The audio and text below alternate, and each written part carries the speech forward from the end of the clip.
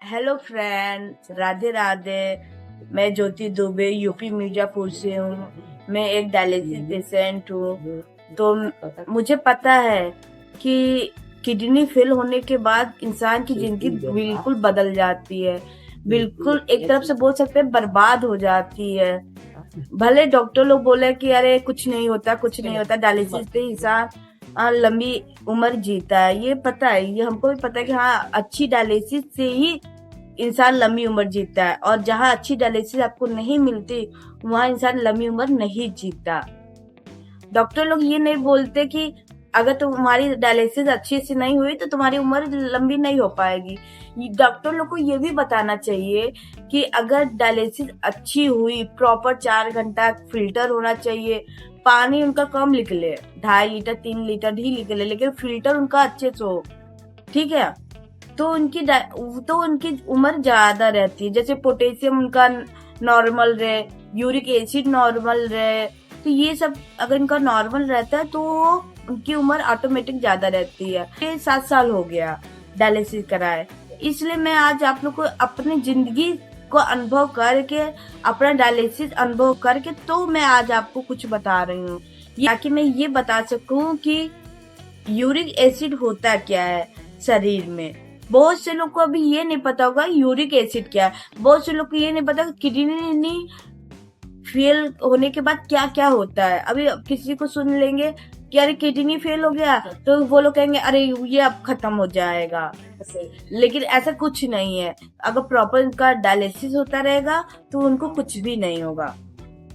कम से कम 10 साल तो कुछ भी नहीं होगा, क्योंकि 7 साल से हाँ ही करवा रहे हैं, तो हमको भी नहीं हुआ।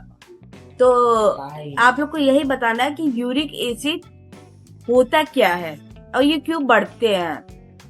देखिए, यूरिक एसिड होता क्या है। यूरिक एसिड एक ऐसा वेस्ट प्रोडक्ट होता है जो ब्लड के थ्रू यूरिन में जाके बाहर निकल जाता है। बट जब आपका यूरिक एसिड का मात्रा ज्यादा हो जाता है तो वो बाहर नहीं निकल पाता, जिसके वजह से आपके जॉइंट में दर्द होने लगता है, और सबसे ज्यादा आपके घुटने में दर्द होगा, घुटने की एड़ी में। वो 2 जगह आपको बहुत दर्द होगा। तो अगर आपका जॉइंट जैसे यहाँ पे दर्द हो रहा है, यहाँ पे, इसका सबसे पहला लक्षण यही है कि जॉइंट में पहले पेन ही होगा। अगर यूरिक एसिड आपका बढ़ा है तो जॉइंट में पहले पेन ही होगा और कुछ नहीं होगा। और यूरिक एसिड बढ़ता क्यों है? तो यूरिक एसिड बढ़ने का रीजन क्या है? पहला रीजन आपका है मीट खाने से आपका यूरिक एसिड बढ़ता है। दूसरा सी फूड, समुद्री फूड, मछली, केकड़ा जो भी होता है वो सब खाने से, और बियर पीने से, शराब पीने से, तंबाकू खाने से, ये सब से आपका बहुत तेज यूरिक एसिड बढ़ता है। तो आप लोग को चाहिए कि ये सब मतलब हफ्ते में 15 दिन में एक बार ही खाएं, ज्यादा ना खाएं। जैसे चिकन तो आप खा सकते हैं, लेकिन मीट आप हफ्ते में 15 दिन में एक ही बार खाएं। सी फूड 15 दिन हफ्ते में एक बार खाएं। बियर शराब तो आप पीबे मत करें। आपका कितना बड़ा है ये भी बात है। तो सबसे पहले आप चेकअप करा रहे हो, आपके पास रिपोर्ट आ रहा है, तो अगर आपके आसपास कोई डॉक्टर नहीं हो रहा है जिससे आपको पता करना है, तो देखिए, आपका यूरिक एसिड जो पुरुष होते हैं, जो जेंट्स होते हैं, उनके में 3.4 से लेके 7 मिलीग्राम उतना होता है नॉर्मल, ठीक है। अगर 7 के ऊपर आया तो आपका नॉर्मल नहीं है, तब आपको डॉक्टर से तुरंत ही मिलना है, इतना याद रखिएगा। और महिला का 2.0 से 6 पॉइंट तक मिली, अगर इतना रहा तो वो नॉर्मल है। अगर उससे ऊपर हुआ तो वो आपका खतरा है, आपको डॉक्टर से मिलना है।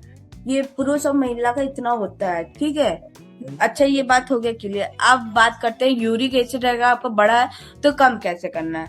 अगर आपका यूरिक एसिड बढ़ गया है तो सबसे पहले आपको मीट, शराब, सी फूड, प्रोटीन वाली चीज सब कुछ बंद करनी है, सब कुछ बंद कर देनी है। और आपको सबसे ज्यादा तो उस समय आपको सबसे ज्यादा पानी ही पीना है।